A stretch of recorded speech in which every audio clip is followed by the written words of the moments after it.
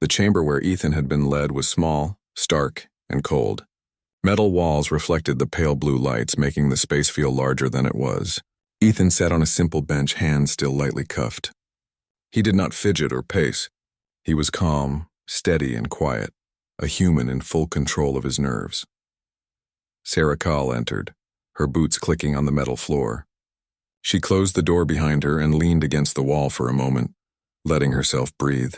The tension in the bay had not left her. The soldiers' murmurs, the whispers about the medallion, the shock of seeing a human carrying a symbol of Aurelian royalty. It had all left a mark. She felt it deep in her chest, a mix of awe and uncertainty. Ethan looked up at her, eyes calm. "Commander," he said, "thank you for letting me speak." Sarah hesitated, then nodded. "You have something to tell me. Something important. Why do you carry the medallion? How did it come to be with a human?" Ethan took a deep breath. "It began years ago during a mission on a distant frontier. I was part of a human unit sent to patrol a planet near Aurelian space. We found a patrol of young Aurelian soldiers trapped by a sandstorm. Among them was a child, barely more than 10, carrying the royal medallion. The child's unit had been ambushed and left behind. I could have left them. We were humans at war, but I chose to help. I saved the child and carried the medallion from that day forward." Sarah's eyes narrowed. She had read reports of missing patrols, strange rescues, and unexplained gaps in history logs. Could it be true? Could a human have done something like this and never been noticed? Ethan continued. "The child could not survive long on their own. I protected them until they were safe, until I could find someone to care for them. The medallion was a symbol of trust and responsibility, something I promised to keep. I learned a little of your language from the child and the guardians who trusted me. That knowledge, it stayed with me." Sarah crossed her arms, leaning against the wall. She had never expected to hear such words from a human.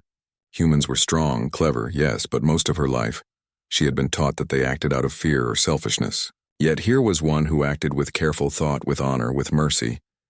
"You risked your life for them?" she asked, her voice low. Ethan nodded. "Yes, we humans, we act in ways that may seem strange. Sometimes we risk everything for others, not for glory, not for reward, but because it is the right choice." Sarah's mind turned over every mission report, every record, every story she had ever heard about humans. She realized that her understanding had been incomplete. Humans were unpredictable, yes, but this unpredictability was not weakness. It was strength and courage. Lieutenant Mara entered quietly, carrying a tablet with fleet records. "Commander," she said, "I checked the archives. Some of these patrols, they match Ethan's story. Missing Aurelian units, unexplained rescues. The medallion confirms it. He is telling the truth." Sarah took the tablet, scanning the records. Each one confirmed parts of Ethan's tale. Her heart quickened.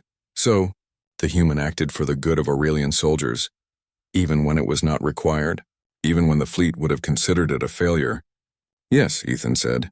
"Sometimes what is right is not what is ordered. Humans choose. That choice may surprise others, but it can save lives." Sarah thought of the lullabies her mother had sung, of stories of courage, of humans who had quietly shaped events with small acts of mercy. She felt a respect for this man she had never expected. She also felt the weight of her duty pressing against her chest. The fleet wanted him executed. She wanted to protect him. "What happens now?" she asked, her voice softer. Ethan's eyes met hers. "Now you decide. You can follow orders, or you can choose differently. I do not ask for loyalty, only for understanding." Sarah looked out the chamber window at the landing bay below. Soldiers were moving, murmuring, eyes cast toward the observation decks. The fleet expected obedience. The human expected a chance. She knew her choice would ripple through history, but she also knew that for once the right choice was clear.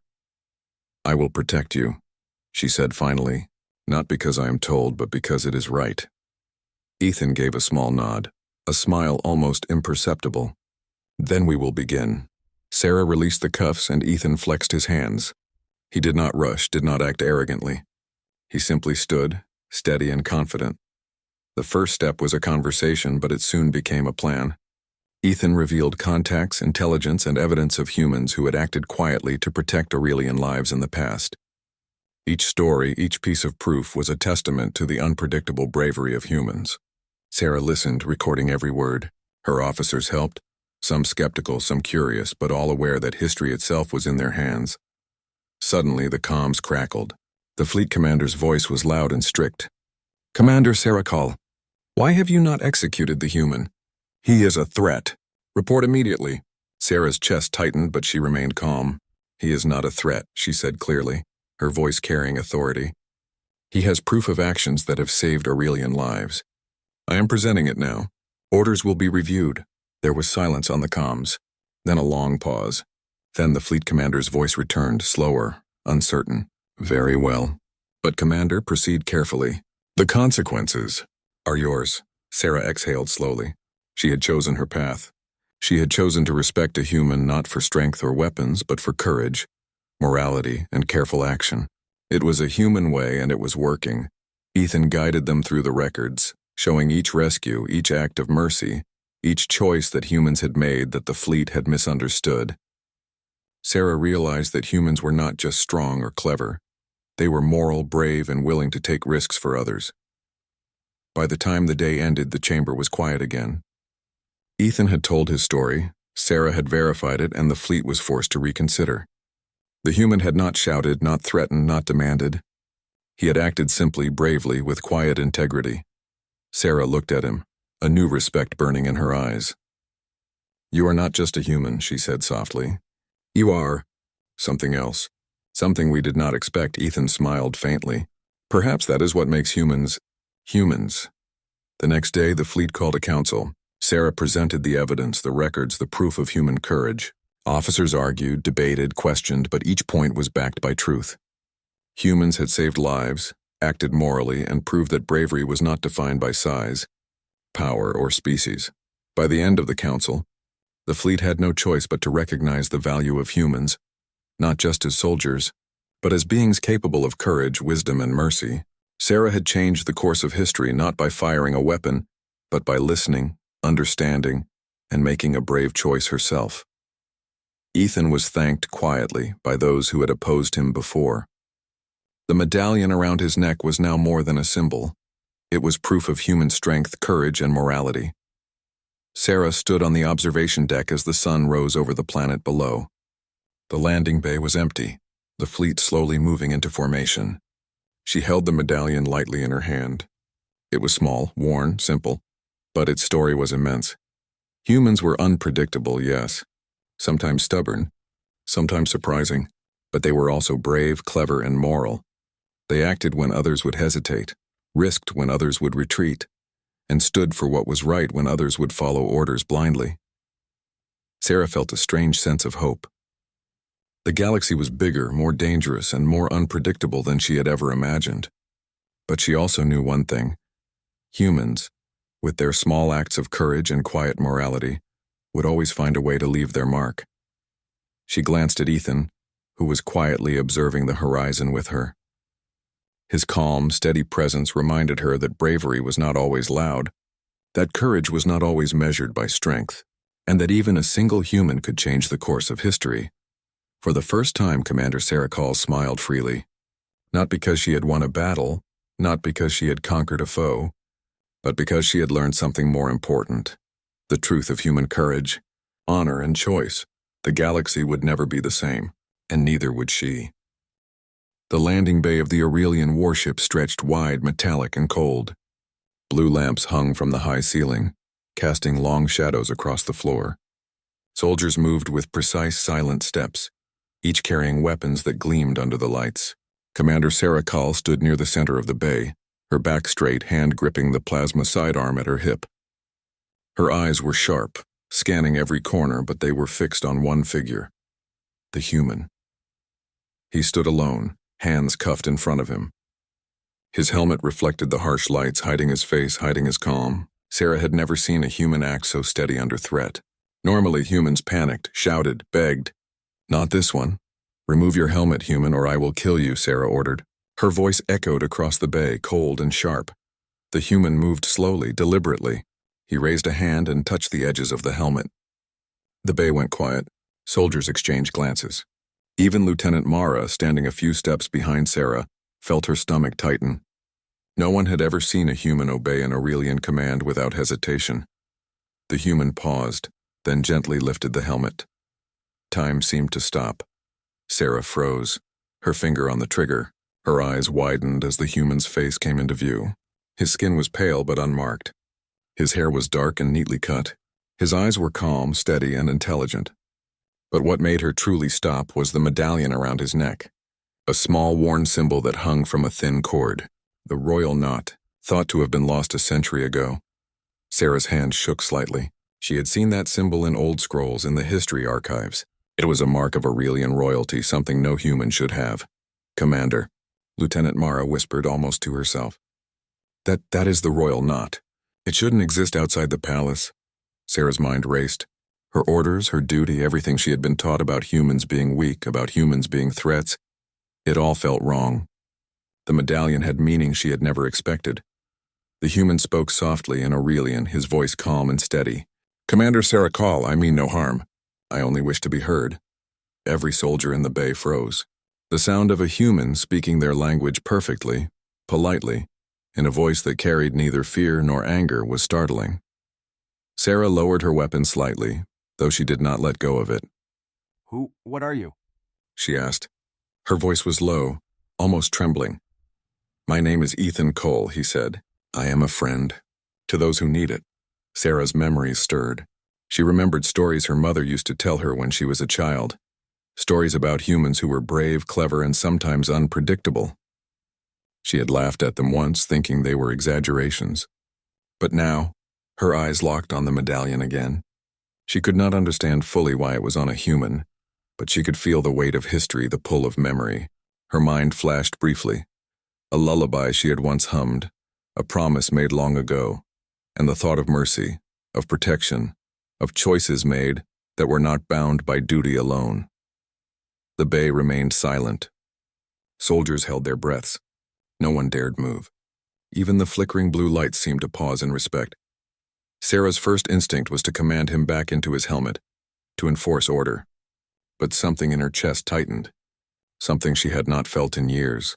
Curiosity, respect, and fear, not of the human, but of what she might discover. "Step forward," she said finally, her voice steady but softer than before. Ethan moved forward, slow and careful, never breaking eye contact. Every step was measured, every movement calm. "Why do you have this?" Sarah asked, gesturing to the medallion. "It was given to me," Ethan said. "A promise, a duty, something that should not be forgotten. By a human."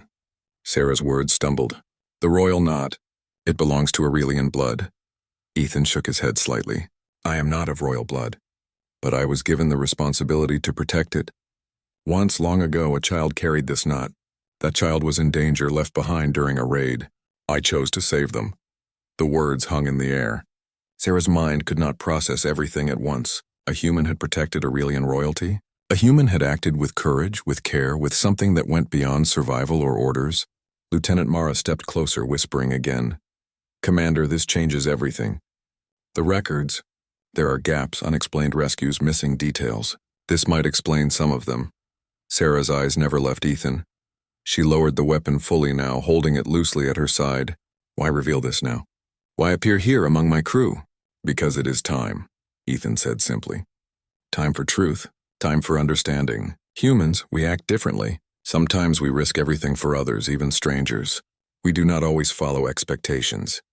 We choose." Sarah's thoughts spun. Her orders, her training, her duty to execute humans as threats, and now, this calm human standing before her had just challenged everything she believed. She did not feel fear of him. She felt respect and unease. One of the Aurelian soldiers stepped forward cautiously. "Commander." "What do we do? Do we obey the fleet's command and execute him?" Sarah glanced at the soldier, then back at Ethan. Her hand brushed lightly over the medallion. She could not make sense of it yet, but she knew one thing. The fleet's orders might be wrong. The human before her was not just another enemy. He was something else. Something remarkable. Ethan spoke again, softly in perfect Aurelian. "Commander Sarah Call, I only ask for a chance to show you what has been done and what humans can do. You do not need to trust me yet. Only hear me." Sarah's chest tightened. She thought of her childhood, of lullabies, of stories of humans who were brave not because they were strong, but because they chose to act when no one else would. "Bring him to the chamber," she said finally. Her voice was firm. "Secure him there. I will hear what he has to say, but do not harm him." The soldiers moved quickly, leading Ethan away. He did not resist. He walked calmly, carefully, his eyes never leaving Sarah's. As the bay emptied, Sarah remained standing. She stared at the space where he had been. Her mind was racing. She felt a mixture of confusion, curiosity, and a strange hope. Humans had always been unpredictable, yes, but she had never realized how much they could change a situation with a single act, a single choice. Lieutenant Mara approached her cautiously. "Commander, do you trust him?" Sarah shook her head slowly. "I do not know," she admitted. "But I know this. Humans are not as simple as we believed. And this one, he might just teach us something important." For the first time in her career, Sarah felt uncertain in a way that was not frightening. It was exciting. Dangerous, yes, but full of possibility. She could feel the weight of history pressing against her chest. And she could feel the stirring of something new. Respect for a species she had been trained to underestimate. The chamber door closed behind Ethan. The bay was quiet. Soldiers whispered in low tones, some in awe, some in fear, all watching Commander Sarah call. She touched the medallion lightly with her fingers. It was small, worn, unremarkable to the eye, but its meaning was immense. A century-old promise, a human who had kept it, and now a commander who had to decide what justice, honor, and duty truly meant. The first step had been taken. The human had obeyed, revealed himself, and challenged the beliefs of an entire fleet. And Commander Sarakal, she had frozen. She had hesitated. She had chosen not to fire. And in that hesitation, a small, impossible possibility had begun. The possibility that humans were more than anyone had ever imagined. The story had just begun.